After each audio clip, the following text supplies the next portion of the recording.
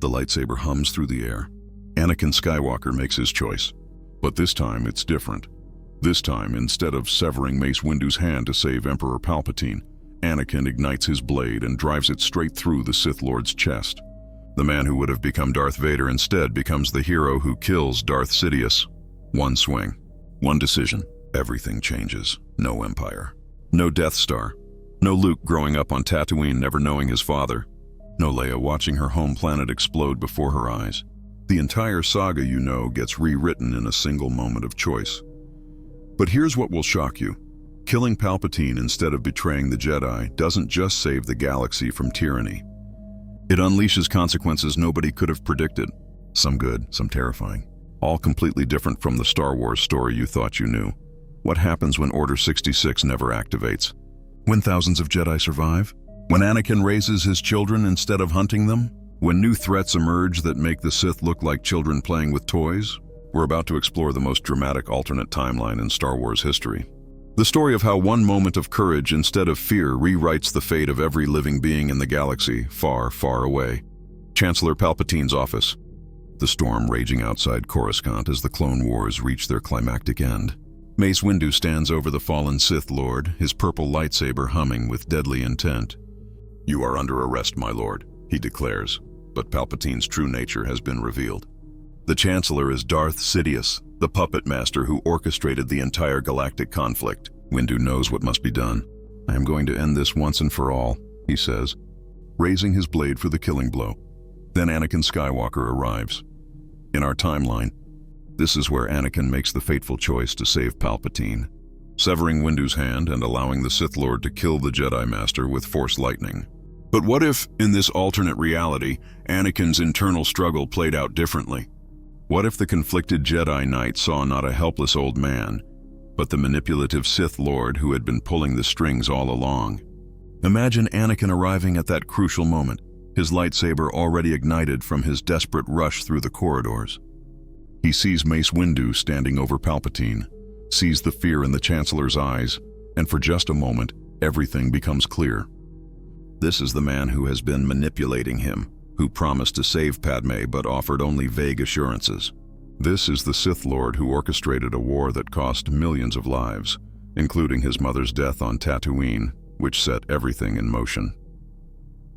"Master Windu," Anakin says, his voice steady. "You're right. He's too dangerous to be left alive. Before Palpatine can react, before he can unleash his Force lightning or attempt to turn Anakin with more promises, the young Skywalker strikes. His blue lightsaber pierces through the Sith Lord's chest, ending Darth Sidious once and for all. Mace Windu steps back, shocked but approving. "You made the right choice, Skywalker," he says solemnly. But did he? Let's explore what this single moment of decision would mean for the galaxy. With Palpatine dead, the immediate crisis seems resolved, but the ramifications begin immediately. Mace Windu and Anakin now stand in the Chancellor's office with the body of the most powerful politician in the galaxy. The Clone Wars are still raging across countless systems. The Separatist leadership is scattered across the Outer Rim. And most critically, there are millions of clone troopers throughout the galaxy who were programmed with inhibitor chips, ready to execute Order 66. Without Palpatine alive to issue the command, Order 66 never happens. The Jedi remain unaware of the conspiracy against them, but they also remain alive. Masters Yoda, Obi-Wan Kenobi, Ki-Adi-Mundi, and thousands of other Jedi continue their missions across the galaxy. The Great Jedi Purge, one of the most devastating events in galactic history, simply never occurs. But this creates its own set of problems. The Clone Army was created specifically to serve the Sith agenda. With their true master dead, what happens to these manufactured soldiers? The inhibitor chips remain in their heads, dormant but dangerous. Some clones might begin to question their purpose, their identity, their very existence. Others might remain loyal to the Republic, but without clear leadership, confusion would spread through the ranks. Mace Windu quickly takes charge of the situation. As one of the most senior Jedi Masters and a member of the High Council, he has the authority to act. He immediately contacts Master Yoda and Obi-Wan Kenobi, informing them of Palpatine's true identity and his death. The revelation sends shockwaves through the Jedi Order. They had suspected the dark side was clouding their vision. But to learn that the Sith Lord they had been searching for was the Chancellor himself is almost incomprehensible. Yoda's reaction is particularly significant. The ancient Jedi Master has long sensed the growing darkness, and Palpatine's death confirms his worst fears about how completely the Sith had infiltrated the Republic. "Much to discuss we have," he says grimly. "But first end this war we must." The Jedi Council convenes an emergency session via hologram. With Palpatine dead, they must decide how to proceed. The Republic is effectively leaderless, the Senate is in chaos, and the war continues to rage. Vice-Chancellor Mace attempts to assume emergency powers, but the Jedi recognize that the entire government structure has been compromised by Sith influence. Anakin finds himself in a unique position. He killed the Sith Lord, but he also knows about Padme's pregnancy and his visions of her death. Without Palpatine's promise to teach him the power to save her, he's left with his fear and no apparent solution. However, killing Palpatine instead of betraying the Jedi Order means he hasn't taken the first step toward the dark side. His anger, fear, and hatred are still there, but he hasn't acted on them in a way that would damn him, Mace Windu. Recognizing Anakin's crucial role in ending the Sith threat, begins to see him in a new light. "Your actions today saved the Republic, Skywalker," he tells him. "You faced the ultimate temptation and chose the light." This approval from Windu, who had always been skeptical of Anakin, begins to heal some of the young Jedi's psychological wounds. But the galaxy doesn't stop for personal healing. The Separatist leaders, unaware of Palpatine's death, continue their campaigns. Count Dooku, if he's still alive in this timeline, might sense his master's death through the Force. General Grievous continues his mechanical rampage across Republic worlds. The droid armies keep fighting because their programming tells them to. The Jedi Council makes a crucial decision. They must end the war quickly and decisively. Without the political constraints that Palpatine had secretly imposed to prolong the conflict, they can now pursue aggressive strategies to bring peace to the galaxy. Master Yoda takes personal command of the war effort, coordinating with Admiral Tarkin, Admiral Akbar, and other Republic military leaders who weren't part of the Sith conspiracy. Obi-Wan Kenobi leads a strike team to Utapau to capture General Grievous. Without Order 66 to worry about, he can rely fully on his clone troopers. Commander Cody and the 212th Attack Battalion fight alongside their Jedi General with complete loyalty and trust. The battle against Grievous plays out differently too. Without the distraction of expecting betrayal, Obi-Wan can focus entirely on the droid general, possibly capturing him alive rather than killing him. Meanwhile, Anakin and Mace Windu work together to track down the remaining Sith influence in the Republic. They discover the extent of Palpatine's manipulation, the corrupt senators, the compromised military officers, the secret facilities where clone troopers were programmed. It's a massive conspiracy that touches every level of government. During this investigation, they uncover information about Kamino and the inhibitor chips.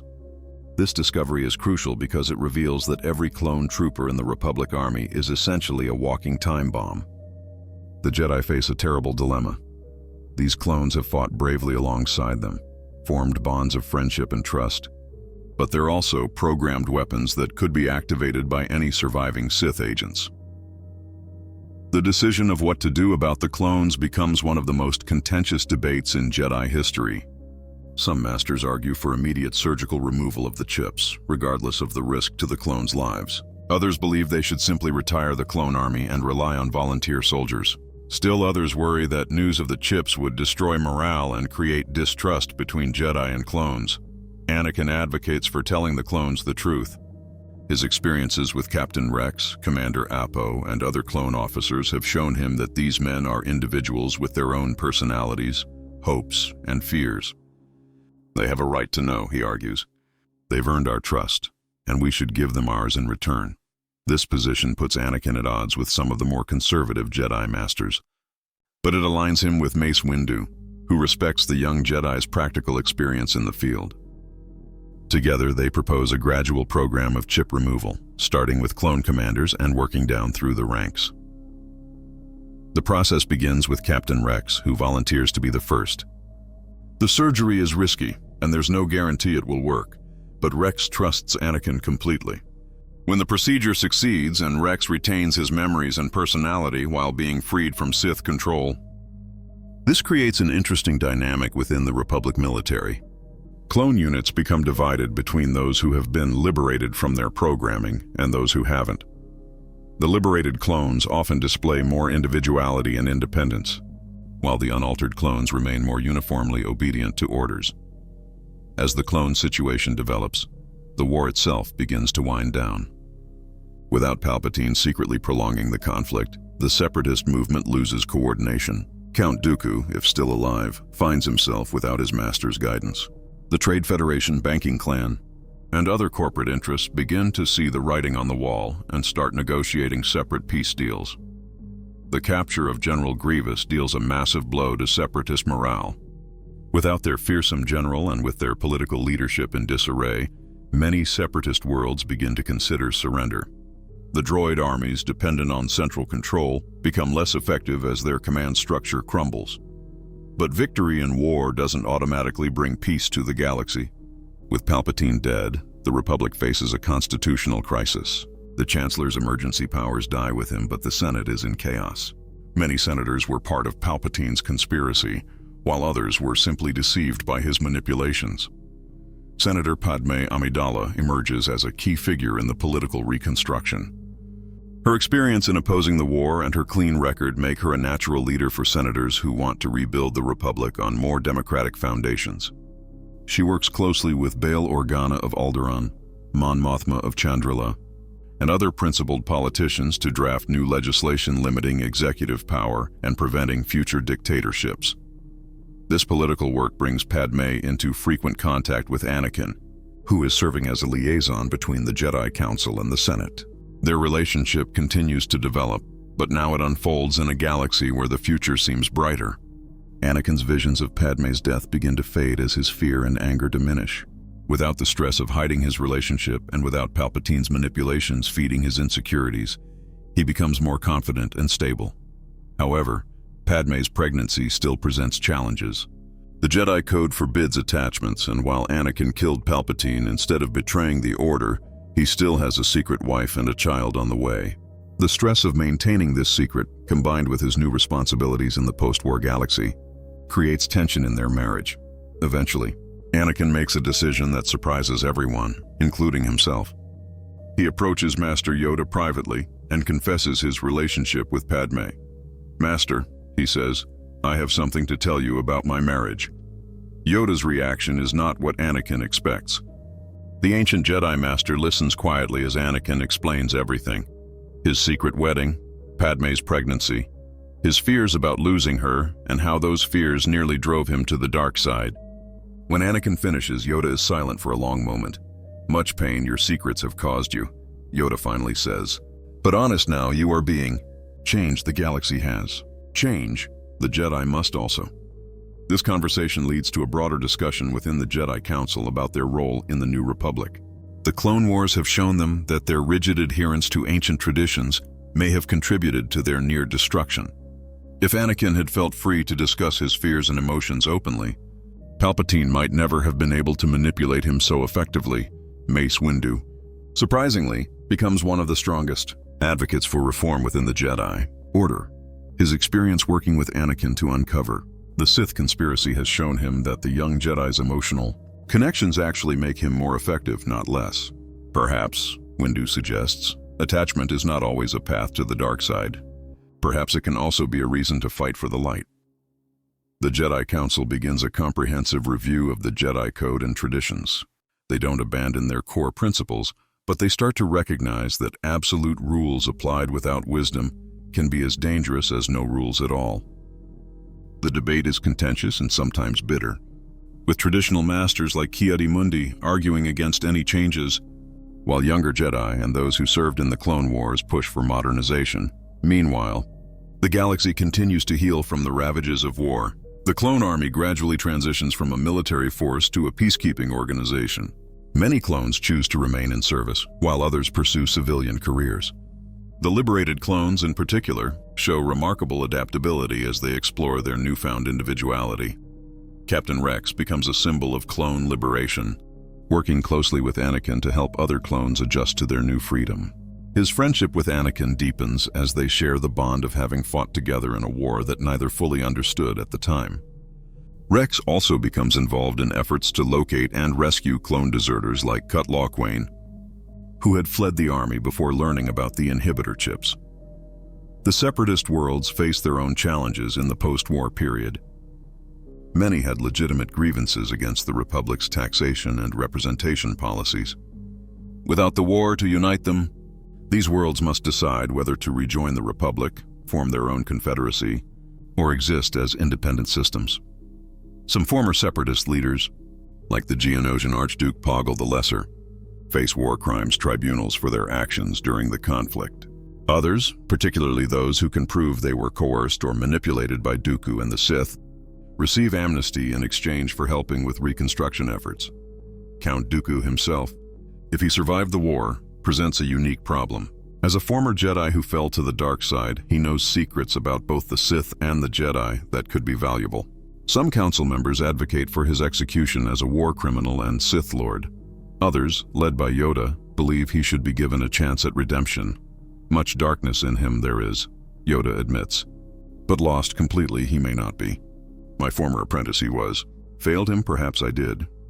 The decision to spare Dooku's life and attempt his rehabilitation becomes another controversial choice that divides the Jedi Order. Anakin, surprisingly, supports Yoda's position.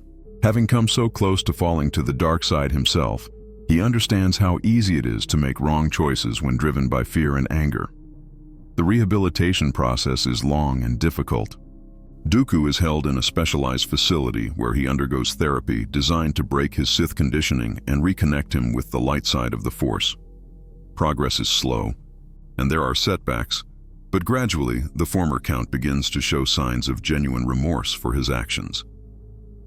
During one session, Dooku reveals crucial information about other Sith artifacts and teachings that Palpatine had collected. This leads to a galaxy-wide effort to locate and secure dangerous Sith knowledge before it can fall into the wrong hands. Jedi teams, often led by Anakin and other Clone Wars veterans, travel to ancient Sith worlds like Korriban and Dromund Kaas to prevent the rise of new dark side cults. These missions give Anakin opportunities to grow as a Jedi and as a leader. Without the burden of his secret fall to the dark side, he develops into the powerful and wise Jedi that the Council always hoped he would become. His natural leadership abilities, honed during the Clone Wars, make him effective at commanding mixed teams of Jedi, clones, and civilian experts. On one such mission to the ancient Sith Academy on Korriban, Anakin faces a crucial test.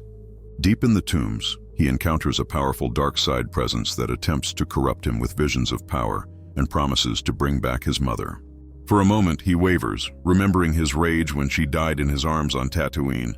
But this time, he has the tools to resist. His training with Mace Windu in Vaapad, the lightsaber form that channels controlled aggression, has taught him to acknowledge his anger without being consumed by it. His growing relationship with Padme has shown him that love doesn't have to lead to possessiveness and fear.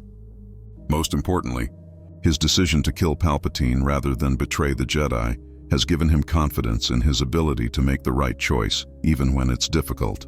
"I am not my father," Anakin tells the Dark Presence, "and I am not afraid of you." He destroys the Sith artifact and leads his team safely out of the tombs. The victory is personal as much as it is tactical, proving to himself and others that he has truly chosen the path of the light.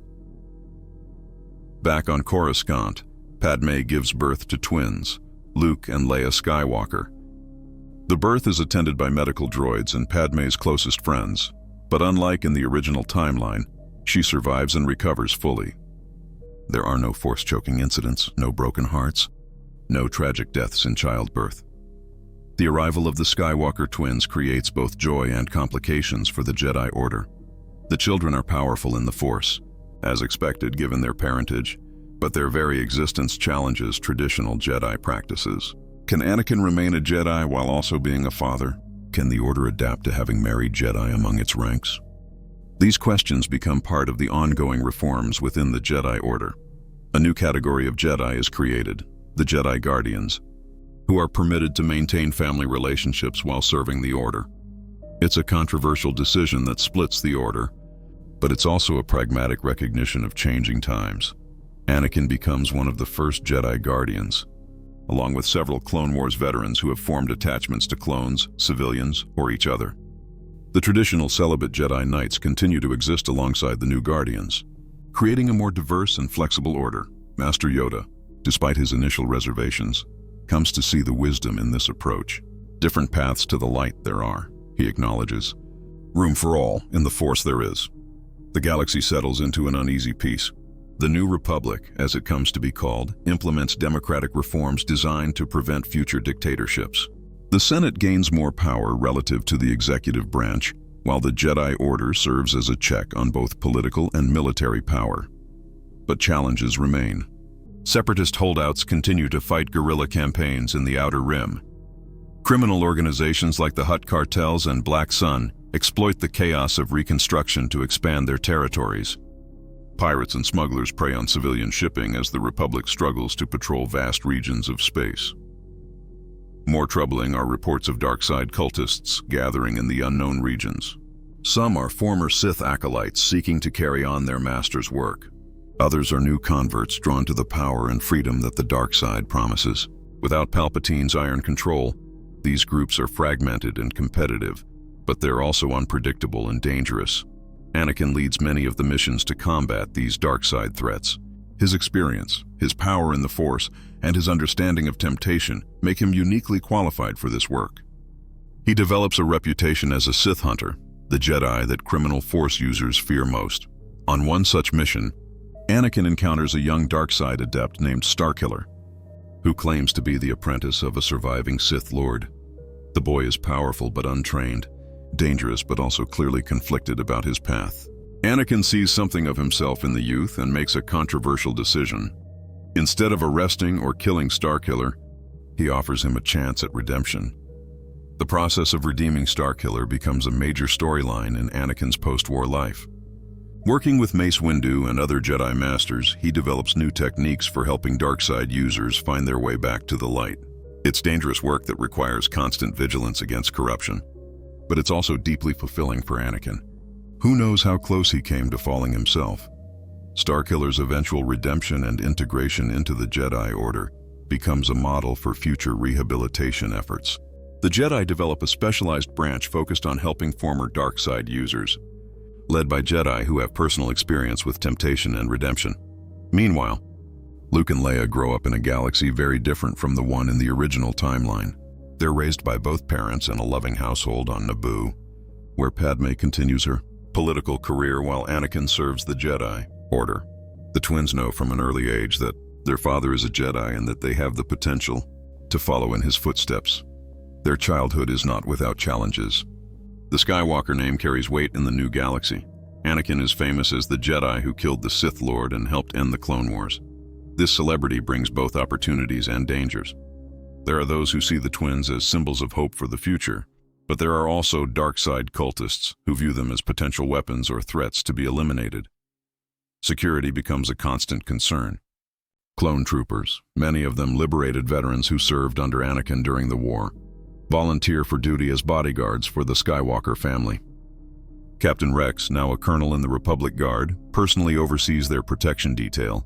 The twins develop differently than they did in the original timeline. Luke grows up confident and outgoing, eager to become a Jedi like his father. He shows remarkable piloting skills and a natural connection to the Force that manifests in enhanced reflexes and intuition. Leia is more politically minded, often accompanying her mother to Senate sessions and diplomatic meetings. She also shows Force sensitivity, but she's more interested in using her abilities to read people's emotions and intentions during negotiations. Both children are trained in basic Force techniques from an early age, but their formal Jedi education is delayed until they're older. This creates some tension between Anakin and the more traditional Jedi Masters, who believe Force-sensitive children should be trained from infancy to prevent emotional attachments from forming. Already attached, they are, Yoda points out during one council meeting, to their parents, to each other, to their home. Train them as they are, we must, or risk losing them entirely. The debate over how to train the Skywalker twins becomes part of a broader discussion about Jedi recruitment and education. The traditional practice of taking very young children from their families is questioned in light of the Order's recent experiences. Some Jedi argue that older students who have already formed attachments might actually be more resistant to dark side temptation because they have something positive to fight for. As Luke and Leia approach their teenage years, they begin formal Jedi training under their father's supervision. The process is careful and gradual, with constant monitoring for signs of dark side influence. Both twins show remarkable ability, but they also display the emotional volatility that comes with their Skywalker heritage. Luke, in particular, struggles with anger and impatience. During one training session, he lashes out in frustration when he can't master a difficult technique. His brief surge of dark side energy alarms his instructors and reminds everyone of the dangers inherent in his bloodline. Anakin handles the incident with wisdom gained from his own struggles. Instead of punishing Luke or lecturing him about the dangers of anger, he shares his own story of near fall to the dark side. He explains how fear for Padme almost drove him to make terrible choices, and how he learned to channel his emotions constructively. The dark side isn't something outside of us that attacks. Anakin tells his son, "It's a part of us that we have to acknowledge and control. The Force flows through our emotions, Luke. The goal isn't to eliminate them, but to master them." This philosophy becomes central to the reformed Jedi training. Instead of suppressing emotions, students learn to understand them, to channel them positively, and to recognize when they're being manipulated by fear or anger. It's a more complex and nuanced approach than the traditional Jedi way, but it also proves more effective at preventing falls to the dark side. Leia's training takes a different path. Her political interests and natural empathy make her well-suited for diplomatic roles within the Jedi Order. She becomes skilled at using the Force to resolve conflicts peacefully, to detect deception in negotiations, and to inspire hope in desperate situations. Her abilities prove valuable when a crisis emerges in the Outer Rim territories. A coalition of former separatist worlds threatens to secede from the New Republic, claiming that they're being unfairly taxed and underrepresented in the Senate. The situation is volatile, with extremists on both sides calling for military action. Leia, despite her youth, is chosen to join the diplomatic mission sent to resolve the crisis. Her combination of political knowledge inherited from her mother and Force sensitivity inherited from her father makes her uniquely qualified for the task. She works alongside experienced diplomats and Jedi negotiators to craft a solution that addresses the legitimate grievances of the Outer Rim worlds while preserving Republic unity. The successful resolution of the Outer Rim crisis establishes Leia as a rising star in both political and Jedi circles. She becomes a bridge between the two institutions, helping them work together more effectively. Her success also validates the new Jedi philosophy that embraces rather than suppresses emotional connections. Meanwhile, Luke continues his more traditional Jedi training while also pursuing his interest in piloting. He joins the Republic Starfighter Corps as a cadet, flying patrol missions in the safer Inner Rim systems. His Force abilities make him an exceptional pilot, and he quickly gains a reputation among his squadron mates. During one patrol mission, Luke encounters smugglers attempting to transport illegal Sith artifacts. The ensuing dogfight tests both his piloting skills and his Jedi training, as he must disable the smugglers' ship without killing them. His success in this mission leads to more complex assignments, including undercover work to infiltrate criminal organizations trafficking in dark side materials. These missions give Luke practical experience in using his Jedi abilities in real-world situations. He learns to balance compassion with necessity, to use violence as a last resort while still being effective in combat. His experiences mirror those of his father during the Clone Wars, but in a context where he has proper guidance and support from the Jedi Order. As the twins grow into young adults, the galaxy continues to evolve. The New Republic faces new challenges as it expands into previously unexplored regions of space. Contact with unknown species and civilizations sometimes leads to conflict, requiring careful diplomacy and occasionally military intervention. The Jedi Order also continues to grow and change. New temples are established on various worlds to serve local populations more effectively. The rigid hierarchy of the old order is replaced with a more flexible structure that allows for specialized branches and regional variations in training and philosophy.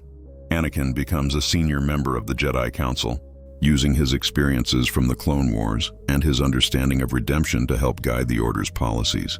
His marriage to Padme and his role as a father make him a symbol of the new Jedi philosophy that embraces rather than rejects emotional connections. But the galaxy is vast, and darkness has a way of returning when least expected. Reports begin to reach the core worlds of a new threat emerging from the unknown regions. Ancient evils that predate even the Sith are stirring, drawn by the chaos and suffering of the recent wars. These entities, known only as the Dark Ones, possess powers that challenge everything. The Jedi thought they knew about the Force. The first encounter with the Dark Ones occurs when a Republic exploration fleet disappears while surveying a previously unknown star system. A rescue mission led by Jedi Master Obi-Wan Kenobi discovers the fate of the fleet. Their crews have been transformed into mindless servants of entities that exist partially outside normal space-time. The battle against these creatures pushes the Jedi to their limits. Traditional Force techniques prove largely ineffective against beings that don't fully exist in the material universe. Lightsabers can wound them but not destroy them. Even Master Yoda finds his centuries of wisdom challenged by this new threat. Anakin leads a research team to study the Dark Ones and develop new techniques for combating them. The work is dangerous, requiring exposure to alien influences that threaten to corrupt or destroy the minds of those who study them. Several Jedi suffer permanent psychological damage from the research, while others must be placed in isolation to prevent the spread of dark influence. The breakthrough comes when Anakin realizes that the Dark Ones feed on negative emotions and dark side energy. The more anger, fear, and hatred they encounter, the stronger they become. This means that traditional aggressive tactics actually make them more powerful, while pure light side energy can weaken or even banish them. This discovery leads to the development of new Jedi techniques focused on generating and projecting positive emotions: compassion, hope, love, and joy. It's a radical departure from the traditional Jedi emphasis on emotional detachment, but it proves effective against the Dark Ones. The campaign against these ancient evils becomes a defining moment for the new Jedi Order. Working alongside Republic military forces, they develop strategies that emphasize healing rather than destruction, redemption rather than elimination. It's challenging work that requires perfect emotional control and unwavering commitment to the light side of the Force. Luke and Leia play crucial roles in this campaign. Luke's piloting skills prove valuable in space battles against the Dark One's servants, while his growing Jedi abilities help him resist their corrupting influence. Leia's diplomatic talents become essential for coordinating the multi-species alliance necessary to combat a threat that transcends traditional political boundaries. The twins also develop a unique fighting technique that takes advantage of their twin bond through the Force. By fighting together and synchronizing their movements through their shared connection, they can generate a resonance effect that amplifies their light side abilities. This technique becomes known as twin force combat and is later taught to other pairs of closely bonded Jedi. The war against the Dark Ones lasts for several years and involves the entire galaxy. Species that had been enemies during the Clone Wars find themselves fighting alongside former opponents against a threat that could destroy all life in the galaxy. The conflict forges new alliances and creates a sense of unity that had never existed before. Eventually, the combined forces of the Republic, the reformed separatist worlds, and even some formerly neutral systems manage to drive the Dark Ones back into the deep unknown regions. The victory comes at a tremendous cost in lives and resources, but it also demonstrates the power of unity and cooperation in the face of ultimate darkness. The post-war period sees the galaxy more united than ever before. The shared threat of the Dark Ones has created bonds between species and governments that transcend old rivalries. The New Republic expands to include many former separatist worlds, while the Jedi Order establishes a presence in every major star system. Anakin, now a Jedi Master and Senior Council member, looks back on the path his life has taken since that crucial moment in Palpatine's office. His choice to kill the Sith Lord rather than betray Mace Windu has led to a galaxy where the Jedi Order survives and thrives, where his children grow up in peace, and where the forces of light have triumphed over darkness time and again. But he also understands that the struggle between light and dark is eternal. There will always be new threats, new temptations, new challenges to face. The difference is that now the galaxy is better prepared to meet those challenges. The Jedi Order has learned from its mistakes and adapted to changing times. The Republic has implemented safeguards against tyranny and corruption, and most importantly, the people of the galaxy have learned that they are stronger together than apart. As he watches Luke and Leia train the next generation of Jedi, Anakin reflects on how one moment of choice can change everything. His decision to trust in the light side of the Force rather than give in to fear and anger has created ripples that will continue to spread throughout the galaxy for generations to come. The future is not without challenges. There are still pirates to combat, criminals to apprehend, and dark side cultists to redeem or stop. The unknown regions continue to hold mysteries and dangers that will test the galaxy's resolve. But there is also hope, peace, and the knowledge that when good people stand together, even the greatest darkness can be overcome. In the end, this alternate timeline shows us that every choice matters, that every moment of decision can be the pivot point that determines the fate of billions. Anakin Skywalker's choice to strike down Palpatine instead of Mace Windu created a galaxy where love conquers fear, where wisdom prevails over ignorance, and where the light side of the Force shines brighter than ever before. The legacy of that single moment continues to shape the galaxy, proving that sometimes the smallest actions can have the greatest consequences. In choosing light over darkness, trust over betrayal, and hope over despair, Anakin Skywalker didn't just change his own destiny. He changed the destiny of every living being in the galaxy far, far away.